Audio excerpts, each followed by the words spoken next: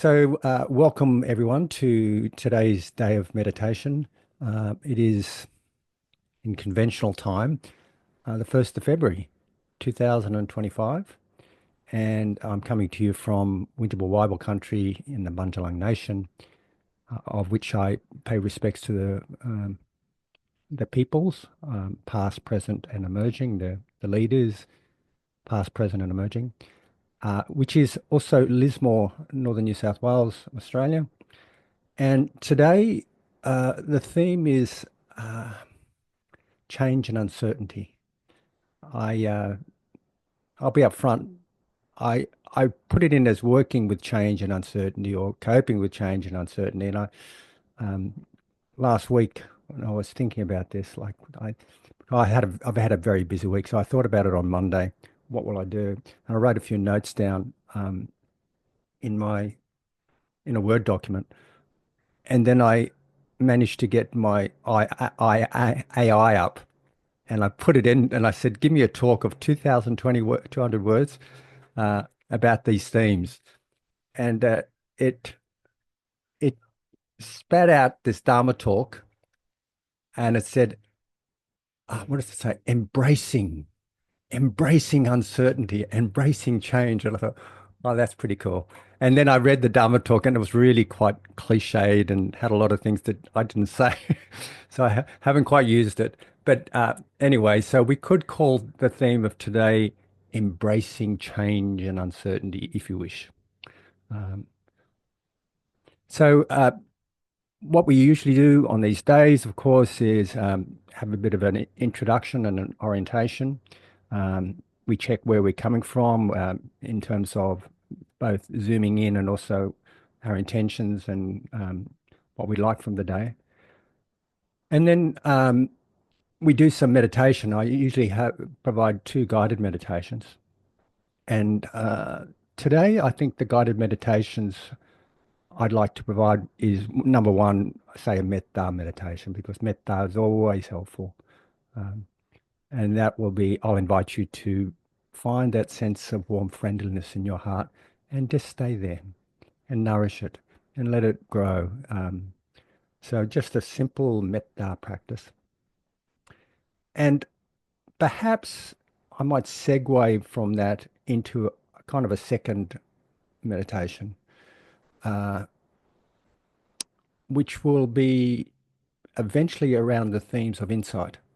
Um, when I talk about change and uncertainty, I'm really talking about um, the insight approach to working with change and uncertainty. That's the way I'm talking about it today, anyway. So we'll I'll invite you into a meditation that at first will settle and stabilize your mind. A serenity meditation, of course, because as you know, uh, this process of meditation involves two aspects of meditation. They're both serenity and insight. And metta meditation is, in fact, technically a serenity meditation because it just focuses on one object and our minds collect around that object, which is one of the features of serenity meditation. Um, and um, insight is a little bit different. It's a little bit different than serenity meditation in that it doesn't necessarily focus on one object, but it focuses on patterns. Uh, Technically, what insight meditation focuses on is dependent arising, which is the principle behind how things arise and change and cease. And it's quite complicated. You've heard me talk about this many times. But anyway, uh, it's about you attend to dependent arising, which is you attend to the way things interact, the way things are interdependent, the way things arise and cease, and what leads to what.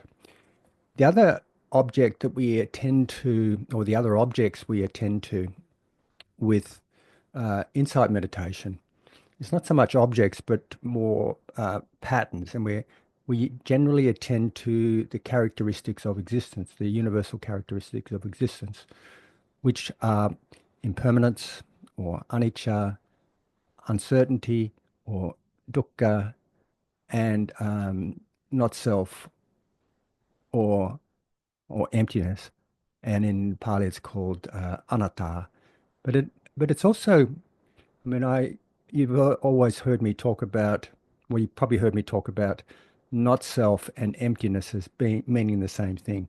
They mean the same thing in Theravadan Buddhism anyway, although there's a slight distinction. Emptiness, which is a characteristic of existence here, emptiness, and in Pali is called shunyata. Um, Emptiness refers to, like not self, it refers to the fact that there's no single abiding thing in all this. There's just processes. And you've heard me talk about streams of dependently arising processes interacting. That term, which I've got from, that is, of course, a term I've got from Lee Brasington. But there's no single thingness in all this experience. So emptiness and not self are similar in that respect. Uh, Emptiness is differentiated from not self in that sometimes it means absence. It can be referred to absence of something. And like, for example, I'm sitting in this hut and um, it's absent of my dog right now. And it's absent of, busyness. So I could say it's empty of dog. So in some respects, that's one way we understand emptiness as well. And emptiness generally refers to things, phenomena as a whole. Not self, however, generally refers to that experience of self. This self-concept, this ex experience that we have where we feel there's a thing in my experience, like there's a solid, lasting uh, thing going through experience. So it's more related to that, but essentially both not self and emptiness mean the same thing from a Theravada perspective. So coming back to insight meditation, uh, insight meditation is focused on this um, contemplating or observing or witnessing or uh, uh, seeing the way things actually are, seeing beyond our delusions, our projections, seeing beyond, what we overlay with our perceptions. Uh, it's seeing into the way things actually are. And it's not unlike serenity meditation where you're just focusing on one object. You're focusing on the interplay of phenomena. You're focusing on the way things interact, the way things change, the way they are unsatisfactory, which is dukkha, the way they are empty of thingness. So it's you develop with that, you develop an understanding or an insight. So I'll be guiding you. So coming back to the theme again, uh, working with change and uncertainty, my answer to that will be to develop wisdom. And I'll give a bit of a Dharma talk about this, um, not the one that I put through AI, but more like what I thought about myself. And I'll the way I understand wisdom, and I'll talk about this later anyway, but the way I understand wisdom is like um, having wise actions, of course, but compassionate actions, and seeing clearly, like having insight and acting compassionately, or acting based on those insights, acting wisely with compassion. So that's the way I see wisdom. So that's basically the theme of today. And um, all meditation, whether it's serenity or insight or related or the insight aspects of it, uh, they all lead to wisdom. I mean, if you think about the Eightfold Path, we have right view, right intention, which is considered as the wisdom component, right view, right intention, right speech, right action, right livelihood. And that's the last three are considered as the ethical component. And then we have energy, mindfulness, and concentration, which is considered as the meditation component or the cultivation component. And it's in a wheel. It's like often it's depicted as a wheel with 8 spokes, and the wheel is just turning towards liberation. So these 8 factors work together to lead to wisdom. Um, okay, so the two meditations I'll invite you to, will be, I'll start it with mettā, and we might just leave that as a discrete meditation, or I might invite you to say, I might invite something like, even though I might ring the bell at the end of that discrete meditation, I might invite you to just stay sitting as we segue into the next meditation, which will be, I'll, I'll invite you to calm your mind and settle your mind, um, uh, still your mind. Because the way this works, this relationship between serenity and insight, is that serenity and insight support each other. And serenity gives muscle to insight. It provides um, the concentrated power to insight, and insight gives direction to serenity.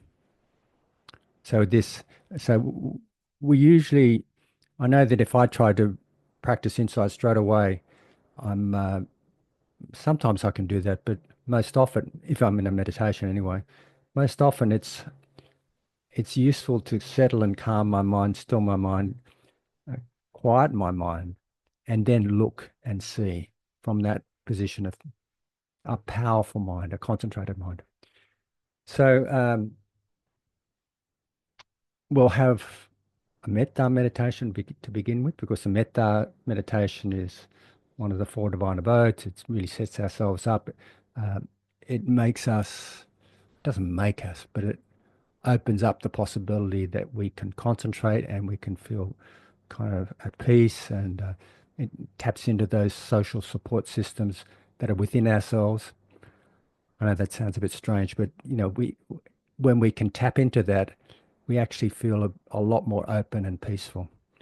Then I'll guide you into a serenity meditation, probably based on mindfulness of breathing. And then I'll tap into the mindfulness of breathing, um, 16 steps, so the 16 steps of mindfulness of breathing, but I won't go through the 16 steps, but I will emphasize, after we've concentrated and settled our mind and relaxed and so on, I'll emphasize the last tetrad of the 16 steps of mindfulness of breathing. The last tetrad is uh, all about insight. Mindfulness of breathing is a wonderful practice.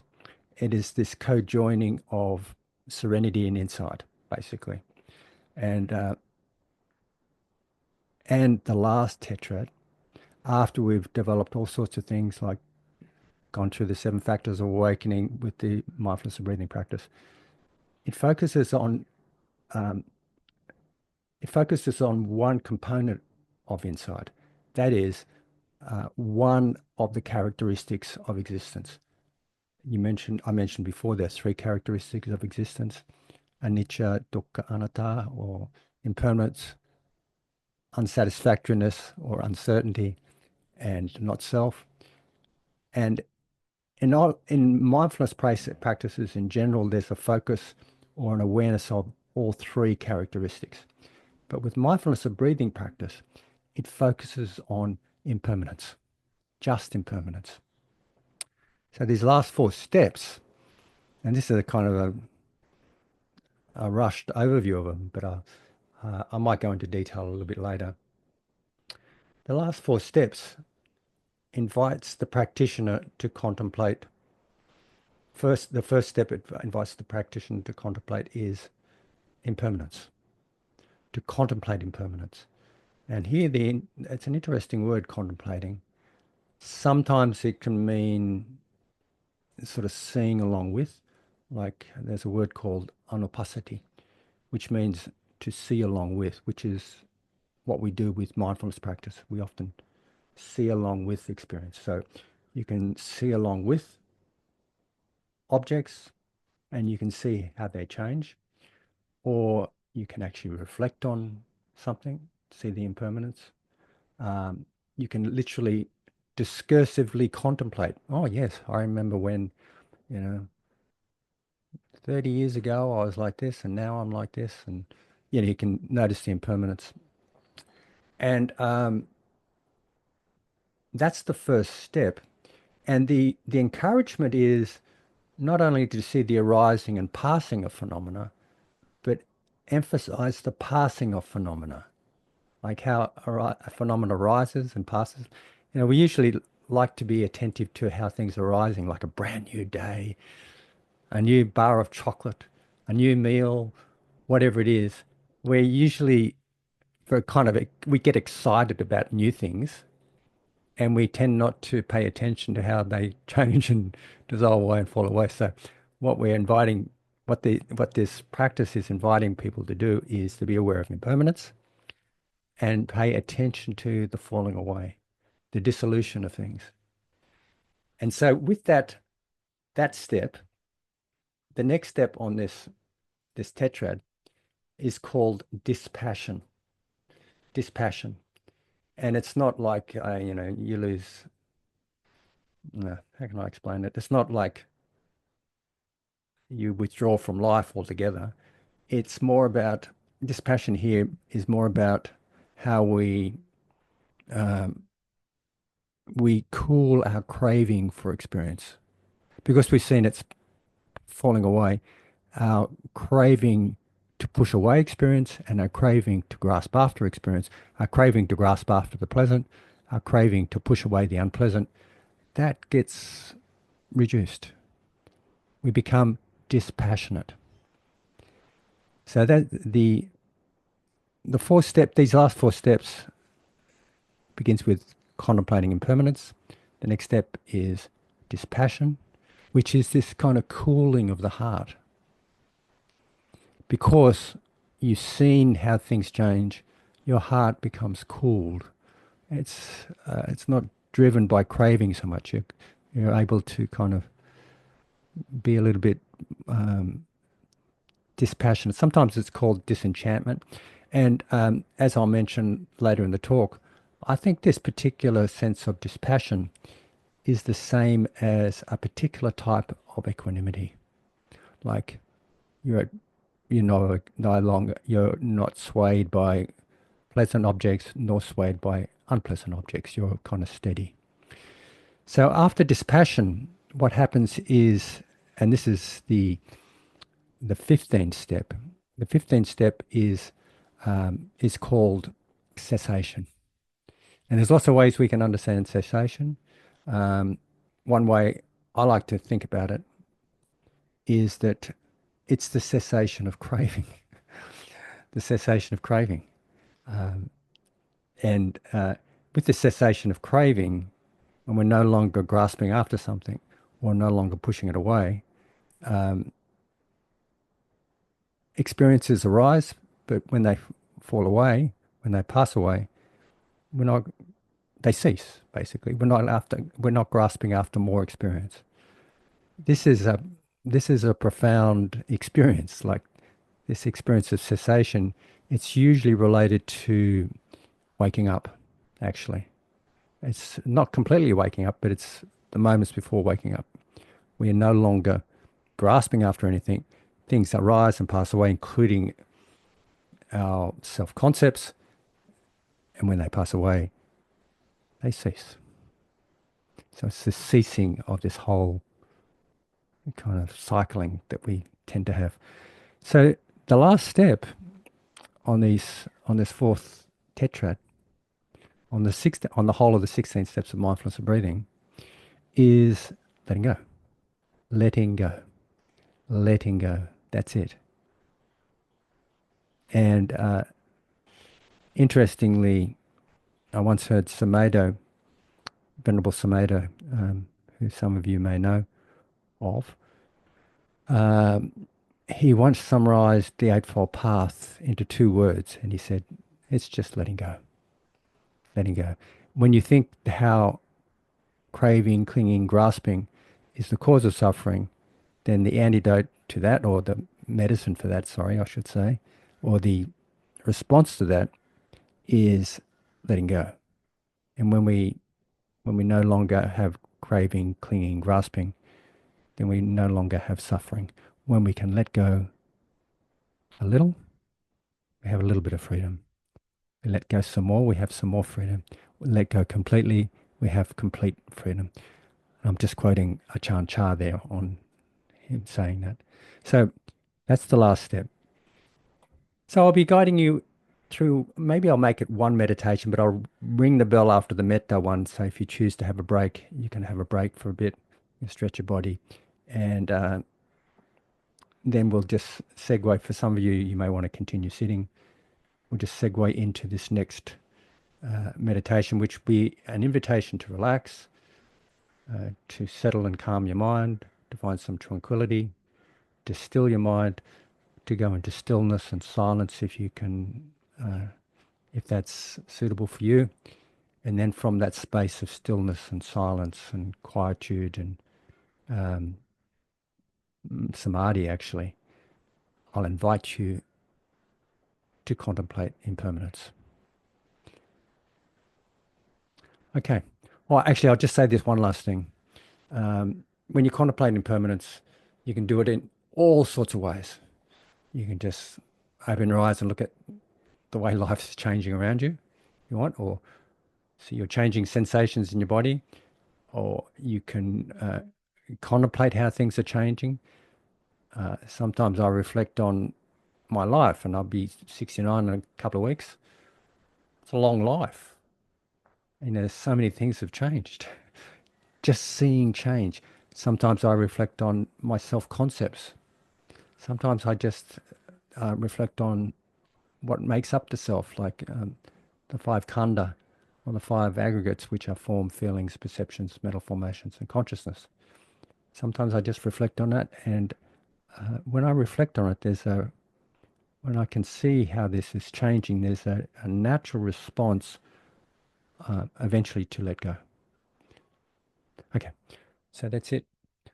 So, any questions before we launch into the meditations?